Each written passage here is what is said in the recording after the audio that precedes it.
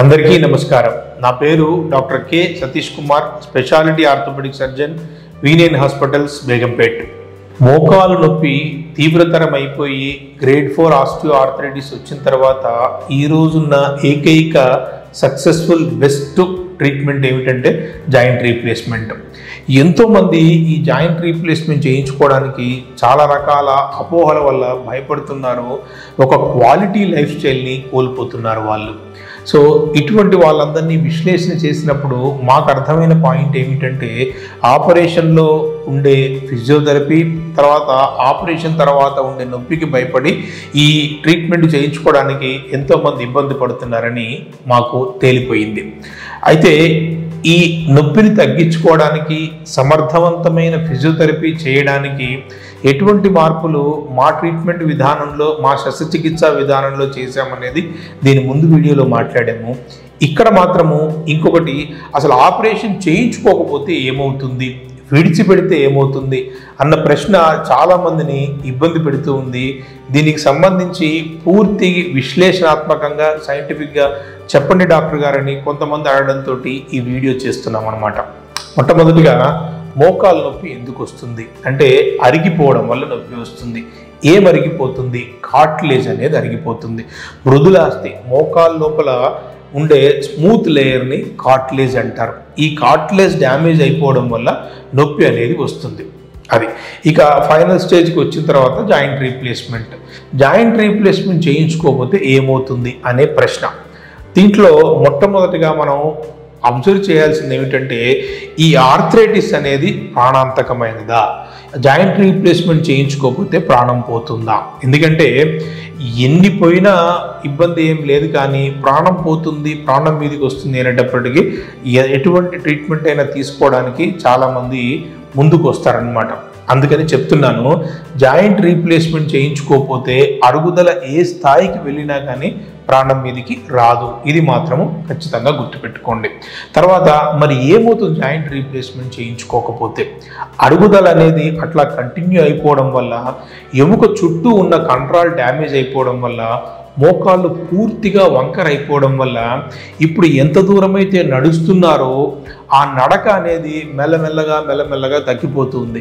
100 మీటర్లు నడిచే వాళ్ళు 50 మీటర్లు, 30 మీటర్లు, 20 మీటర్లు, 10 మీటర్లు, లాస్ట్కి బెడ్ రిడన్ అయిపోవడము, వీల్ చైర్ బౌండ్ అవ్వడము జరిగిపోతూ ఉంటుంది అనమాట. మరి ఈ చివరి స్టేజ్లో wheelchair bound, bedridden అవుతే ఏమవుతుంది అంటే, ఊపిరితిత్తుల ప్రాబ్లమ్స్ కానీ, ఇన్ఫెక్షన్లు కానీ, కాళ్ళలో రక్తం కట్టడం కానీ, బీపీ పెరిగిపోవడం కానీ, షుగర్ పెరిగిపోవడం కానీ, ఊబకాయం రావడం కానీ, ఇటువంటి ప్రాబ్లమ్స్ అన్నీ వచ్చి ఉన్న కోమార్బిడ్ కండిషన్స్ అన్నీ పెరిగిపోయి అప్పుడు ప్రాణం మీదకి వచ్చే అవకాశం ఉంది అనమాట. సరే, ఇది ఎన్ని రోజుల్లో వస్తుంది అంటే చెప్పడం చాలా కష్టం, కానీ దీంతో వచ్చే మెడికల్ పరమైన ఇబ్బంది ఇది అనమాట. మనం ఎప్పుడో ఆపరేషన్ అవసరం ఉంది అని చెప్పిన 2 ఏళ్ల తర్వాత, 3 ఏళ్ల తర్వాత, 4-5 ఏళ్ల తర్వాత కోలుకున్న తర్వాత ఇక లేదు, మన వల్ల అవ్వట్లేదు, అన్ని రకాల ట్రీట్మెంట్స్ తీసుకున్నాము, ఇక ఇప్పుడు వెళ్ళి జాయింట్ రీప్లేస్మెంట్ వెళ్దామని చెక్ చేయించుకున్నప్పుడు uncontrolled sugar, uncontrolled blood pressure, దాంతోపాటు ఊపిరితిత్తుల్లో ఇన్ఫెక్షన్, ఇటువంటివన్నీ వచ్చినప్పుడు జాయింట్ రీప్లేస్మెంట్ చేయించుకోవడంతో లైఫ్ రిస్క్ ఉండే అవకాశం ఉంది. చేసిన ఆపరేషన్లో ఇన్ఫెక్షన్లు వంటివి వచ్చే ప్రమాదం ఉంది మనకు. అప్పుడు చేయించుకున్న తర్వాత ఇబ్బంది వచ్చే అవకాశం ఉంది అనమాట. అందుకని అన్నీ ఆరోగ్యంగా ఉండి మీరు తీసుకున్న ట్రీట్మెంట్ విధానాలు ఎప్పుడైతే ఫెయిల్ అవుతాయో అప్పుడు కొంత ఆలోచన చేసుకొని జాయింట్ రీప్లేస్మెంట్ వెళ్ళడం అనేది ఎంతైనా మంచిది. ఎందుకంటే క్వాలిటీ ఆఫ్ లైఫ్ చాలా ఇంపార్టెంట్. ఒక పెయిన్ని భరించడం కన్నా అని 1-2 రోజులు ట్యాబ్లెట్ వేసుకోవడం ఎంతో మంచిది. ఎప్పుడైతే పెయిన్ కిల్లర్ అనే దాన్ని మనం ఒక శత్రువుగా చూస్తామో ఒక క్వాలిటీ లైఫ్ స్టైల్ని మనం గడపలేము. అఫ్కోర్స్ పెయిన్ కిల్లర్స్ తోటి సైడ్ ఎఫెక్ట్స్ ఉండే మాట వాస్తవమే. అవి డాక్టర్ని సంప్రదించి మోతాదులో తీసుకోవడం వల్ల అవి చాలా యూజర్ ఫ్రెండ్లీగా ఉండి మన జీవన విధానాన్ని మార్చే అవకాశం ఎంతో ఎక్కువగా ఉంది. సులభతరం చేసే అవకాశం చాలా సక్సెస్ఫుల్గా ఉంది. మరి ఇంకొక రకమైన ప్రాబ్లం ఏంటి జాయింట్ రీప్లేస్మెంట్ చేసుకోకపోవడం వల్ల? ఈ జాయింట్ రీప్లేస్మెంట్ చేసుకోకపోవడం వల్ల ఏమైపోతుందంటే, మనకి తెలియకుండా మనము సమాజానికి దూరం అయిపోతాం. తర్వాత ఫస్ట్ 1 కిలోమీటర్కి అవతల ఉన్న ఫంక్షన్లన్నిటికీ దూరం అయిపోతాం. తర్వాత లిఫ్ట్ లేని ఫంక్షన్స్కి దూరం అయిపోతాం.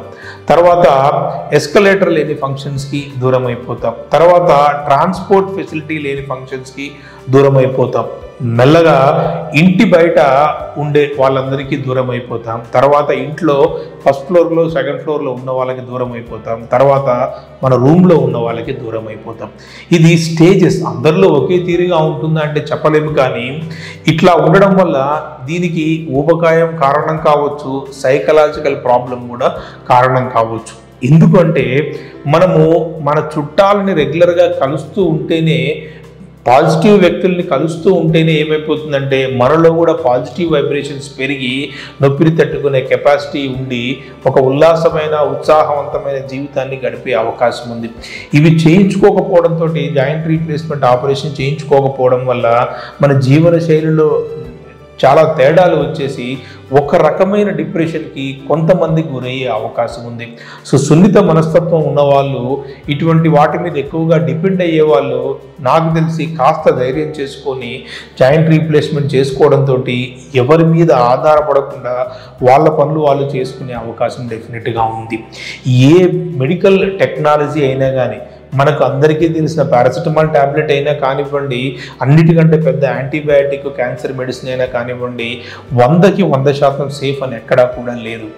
దానికి పర్ఫెక్ట్గా తీసుకోవాల్సిన జాగ్రత్తలు ఎప్పుడు ఫుడ్కు ముందు వేసుకోవాలా, ఫుడ్ తర్వాత వేసుకోవాలా, దాంతోపాటు మనం కంట్రోల్లో చేసుకోవాల్సిన ఏమిటి అనే విషయాన్ని తెలుసుకొని అవి పాటిస్తే ఏమవుతుందంటే జాయింట్ రీప్లేస్మెంట్ అనేది చాలా సులభతరమైన ఆపరేషన్. ఎంతోమందిని ఇబ్బంది పెట్టి, ఎంతోమందికి ప్రమాదకరమైన కరెంట్నే ఎక్కడో తయారైన ఇంట్లో తెచ్చుకొని మనకు కావలసినట్టుగా దాని మీద ఇన్సులిన్ టేప్ వేసుకునేసి, ఇన్సులేషన్ చేసుకునేసి మనకు అన్నం వండుకుంటున్నాము, టీవీ చూస్తున్నాము, ఫోన్ ఛార్జింగ్ పెట్టుకుంటున్నాము. ఎప్పుడైతే ఆ కవర్ ఊడిపోయిన తర్వాత పట్టుకుంటే షాక్ కొడుతుందో, అటువంటి జాగ్రత్తలకి సంబంధించి మనం తీసుకొని జాయింట్ రీప్లేస్మెంట్ చేయించుకుంటే ఒక లైఫ్ స్టైల్ అనేది క్వాలిటీ లైఫ్ స్టైల్ ఉండే అవకాశం ఉంది. ఈరోజు వచ్చిన రోబోటిక్ టెక్నాలజీ అయితే ఏమి కానివ్వండి, మినిమల్లీ ఇన్వేజివ్ టెక్నాలజీ అయితే కానివ్వండి, కేవలం మా హాస్పిటల్లో చేస్తున్న క్వాడ్రిసెప్స్ పేరింగ్ టెక్నాలజీ అయితే ఏం కానివ్వండి, నొప్పి అనేది ఎక్కువగా లేకుండా తక్కువ సింపుల్ ఫిజియోథెరపీ తోటి సాధ్యమైనంత తొందరగా హాస్పిటల్ నుంచి డిశ్చార్జ్ అయ్యి సాధ్యమైన తొందరగా మళ్ళీ మీరు సోషల్ లైఫ్ గడిపే అవకాశాలు ఉన్నాయి. ఇంకా దీనికి సంబంధించిన సలహాలు, సందేహాలు కావాలంటే కింద మీరు పోస్ట్ చేస్తే మేము మీకు ఆన్సర్ చేస్తాం. అందరికీ నమస్కారం.